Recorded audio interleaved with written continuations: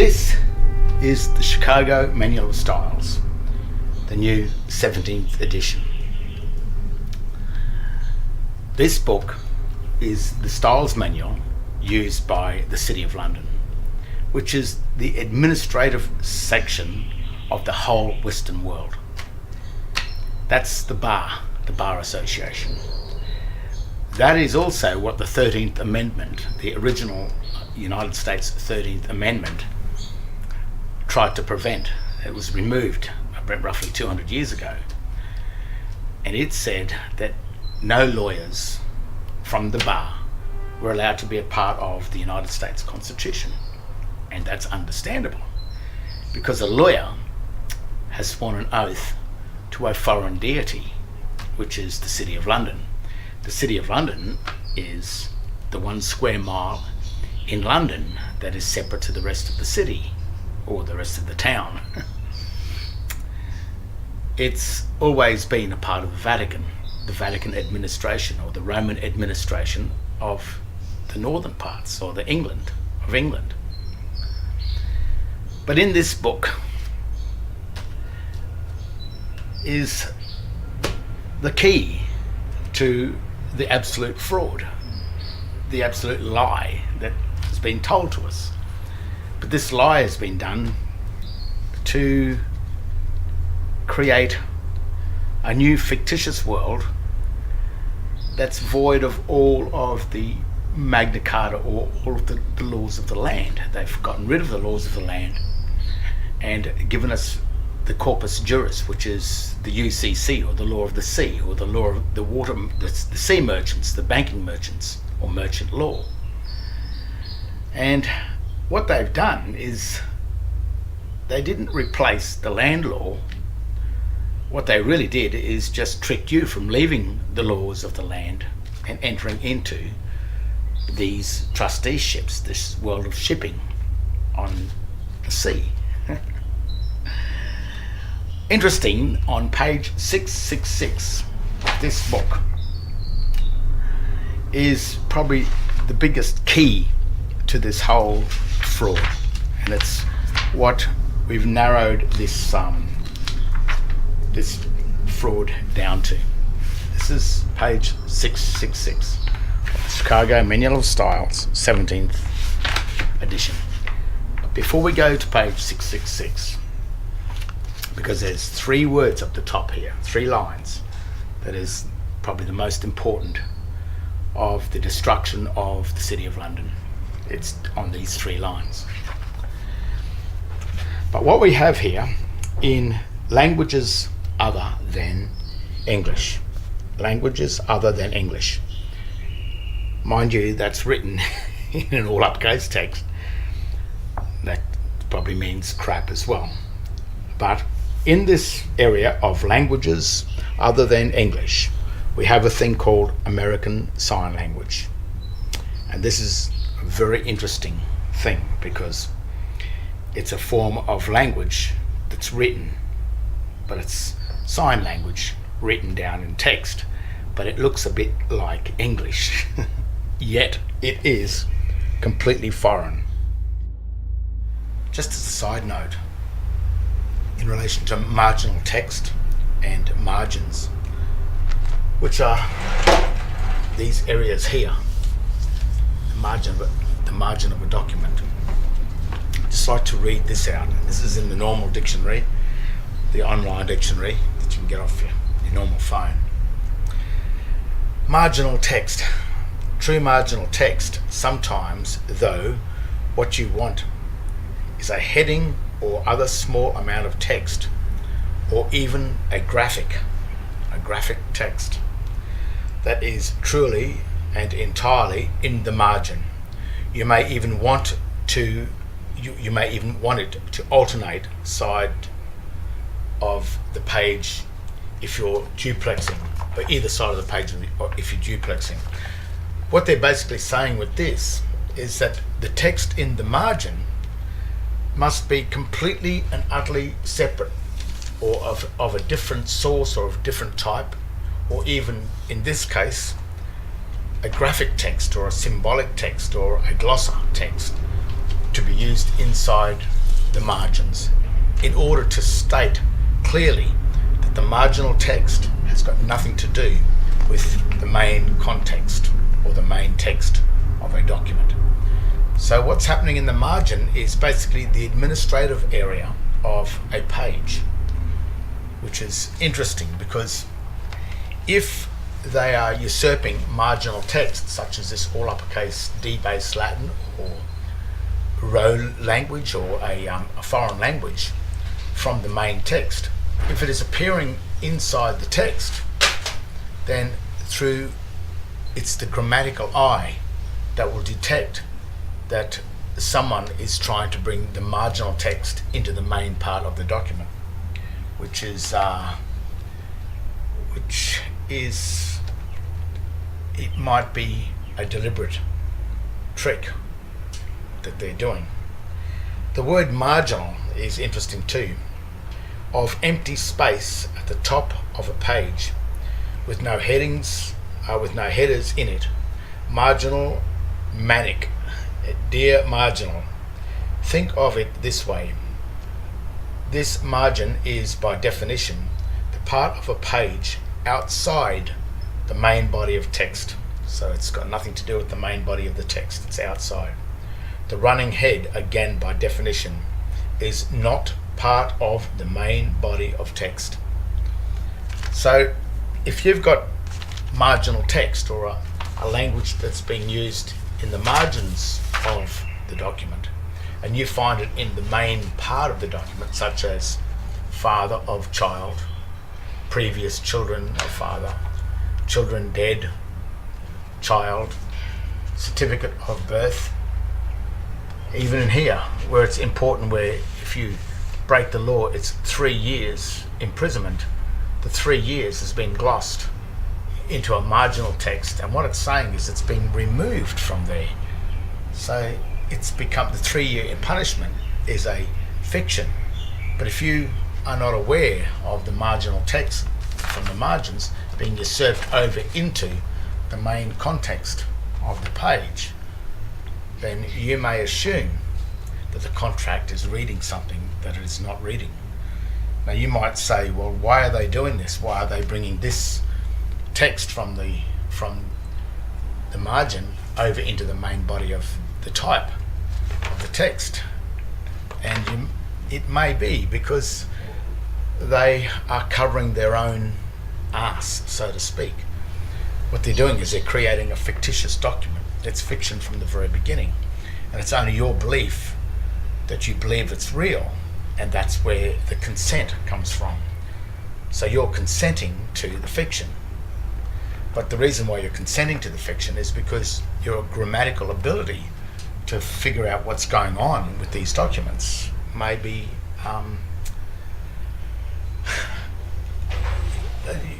illiterate. You may be grammatically illiterate and not see the fiction that's happening. So you may agree to something that you didn't know you're agreeing to. Now, American Sign Language, or ASL, being a foreign language, it is called a glossa. And in this section here, it says glosses in ASL, is the written language transcription of a sign is called gloss.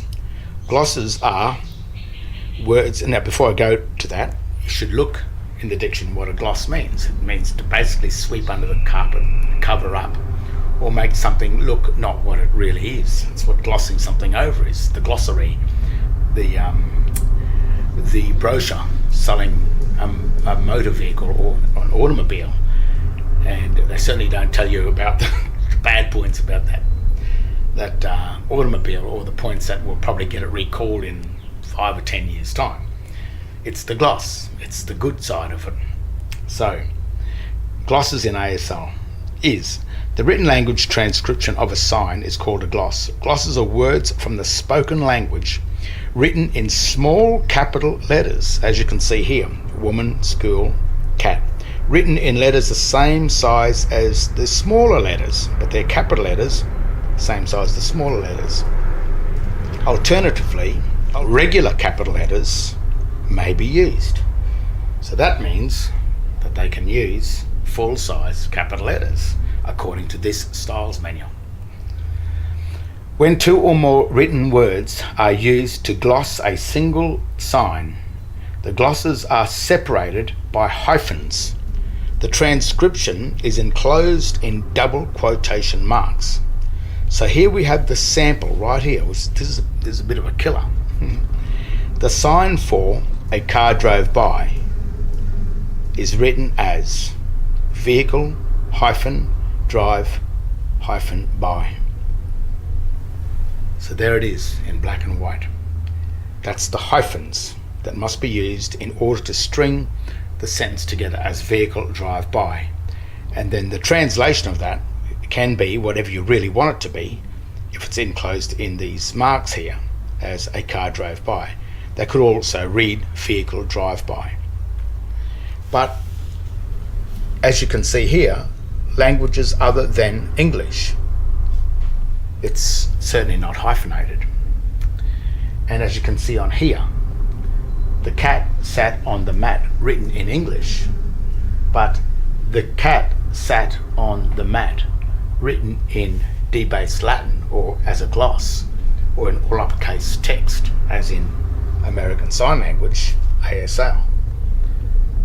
That does not read the cat sat on the mat unless it's hyphenated somewhere with it to explain what the meaning is. Otherwise, this does not read the cat sat on the mat. It does not read it. Now the killer sentence, or the 3 lines of this book, which is, the Chicago Manual of Styles, 17th edition, is on page 666. And it's fitting, because these next 3 lines gives the whole fraud away. But to find these 3 little lines was really a 7-year battle, a 7-year journey to try and find this.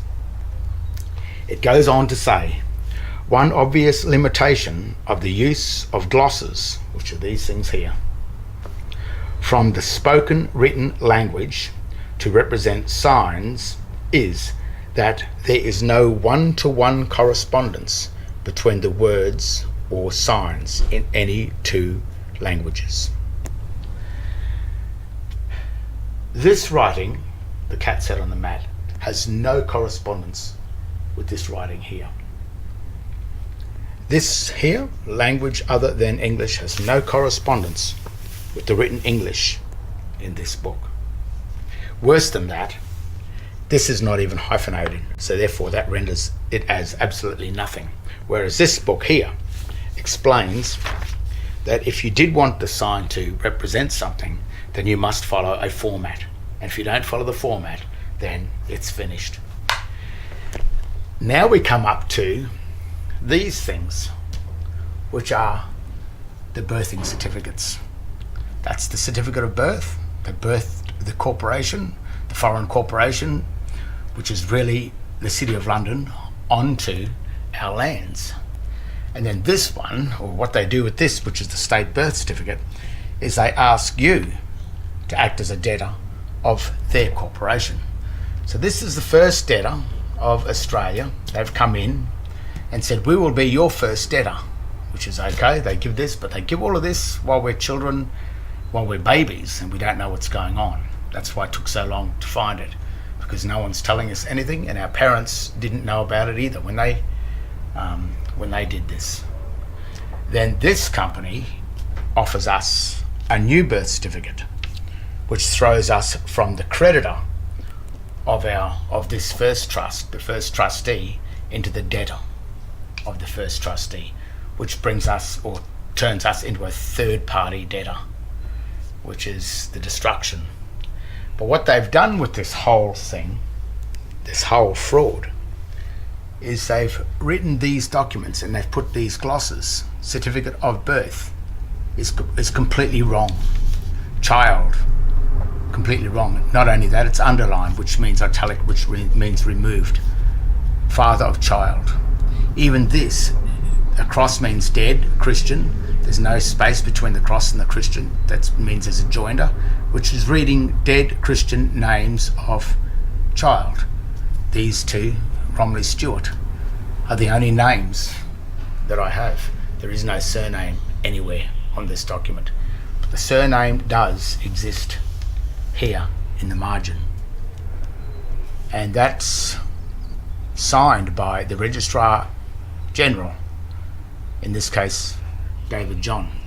He's the first debtor of every person born on Australia.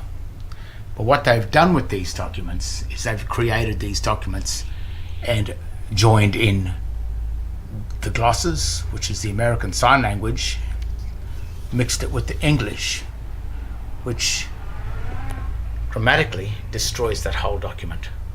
They've done the same thing here with births. The key to this grammatical fraud in relation to birth certificates, government, banking and court documents is that the all uppercase text that is being used in the margin of a document has been placed into the main text of the document in order to deceive the masses into believing that such a foreign marginal text is a part of the document when it's grammatically no part of such a document in any way. It's glossed. In other words, that word is not there.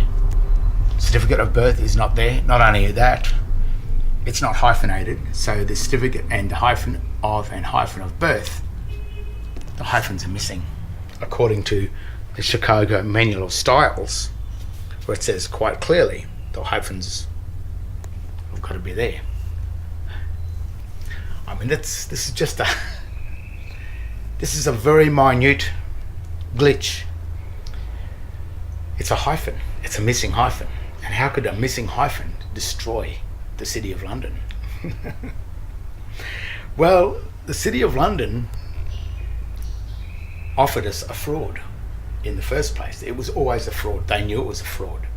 But they offered this to have freedom from the laws of the land, which is the Magna Carta, and to enter us into the Corpus Juris, which is really what the UN and the EU, the United Nations and the European Union, are operating under now. They're operating under this law of the sea called the Corpus Juris. But to get us to get into this Corpus Juris, we had to leave the land. We had to leave our common law standing, our birthright, and enter into one of their trusteeships. This book and the City of London, they are the sea merchants, the banking merchants, the money merchants. These are the laws of how the money merchant works. And they had to get us to leave the land and enter into the sea. The first of the United States, or the first of the American pioneers, probably tried to escape the European French banking control. That's probably why they did it. But 200 years ago, or roughly 200 years ago, the most important part of that constitution was removed in order to usurp the foreign bankers, the sea merchants, the banking merchants, the UCC, the Corpus Juris, the law of the sea, piracy. They had to usurp that onto the lands of America because it had become the land of the free. So they had to stop that. And they used this, well, they created this fraud, this absolute bullshit, this lie. So they had to trick us into leaving the laws of the land and enter into the Corpus Juris, the laws of the sea. And that's how they did it, with this dirty trick, to trick us into believing that this all uppercase text written on documents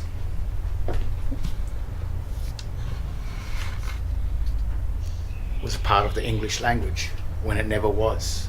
It never will be. It never can be.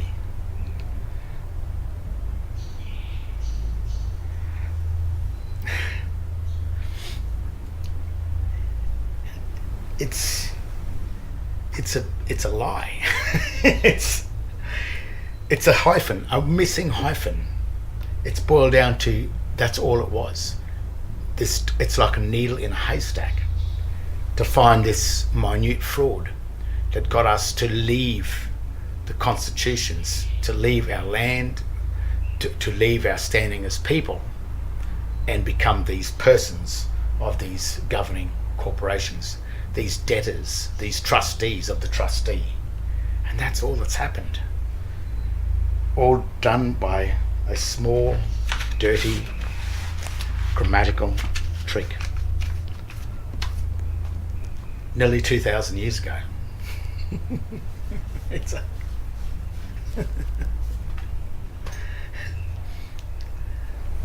court documents, your driver license, your banking contracts, your cards, your bank cards, your credit cards, everything in it, your names that are on all of these cards and on all of these banking contracts, your names are written in this all uppercase text language, which completely destroys your name. And they've kept this world going for the last 2,000 years. And I guess you can end it, but you have to step out of the world of the dead. You have to let go all of those legal titles, and you have to come back to the Christian name that is the only true, real name that exists. It's the only name on your birthing certificates, even though they're fraud. That's all you've got. The John Henry Doe name, which is written as a proper noun, not in sign language, but written as this, as proper English, that name exists in the margin of the birthing certificate. And the margin of a certificate is the administrative part of the page. It's not the context, it's the administration. And this person here, which is the Registrar General, he holds the full name John Henry Doe in his custody. Custody means trustee. He's the trustee of that name. He owns it. It's the name that's imprisoned. And if you claim that name, then you become the property of the Registrar General. So it's up to each and every one of us to work out what's going on and to work out how to step out or off this, not even off this trusteeship, but step from the debtor of the debtor back into the creditor of the first debtor. This certificate of birth identifies the first trustee, and that is the Registrar General. But you've got to know how to get from this certificate, which is the state birth certificate, back up into the certificate of birth.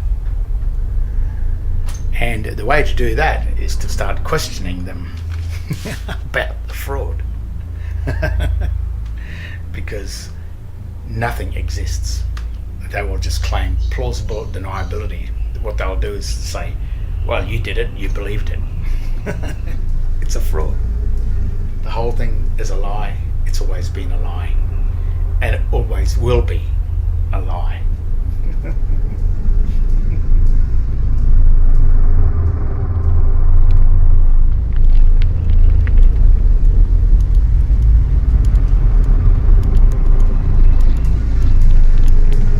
Is purgatory existing in the margin of the covenant?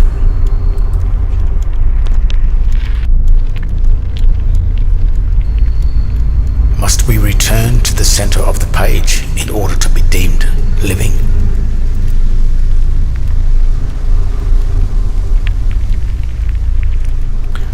Are we all governed by the four corners of the flat universe of paper, the flat world of written contracts where grammar is the master, grammar is God? There are two worlds, two jurisdictions, the house of life and the house of knowledge. One is truth, the other is a lie, and they both exist on paper. There are two languages.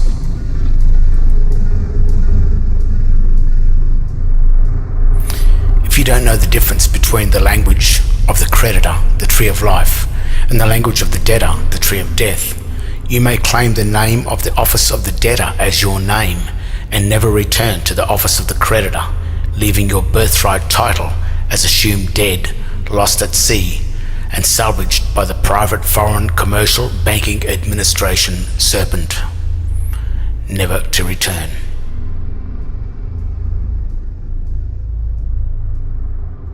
The Commonwealth of Australia is a subdivision company of the United States Securities and Exchange Commission, Washington, D.C.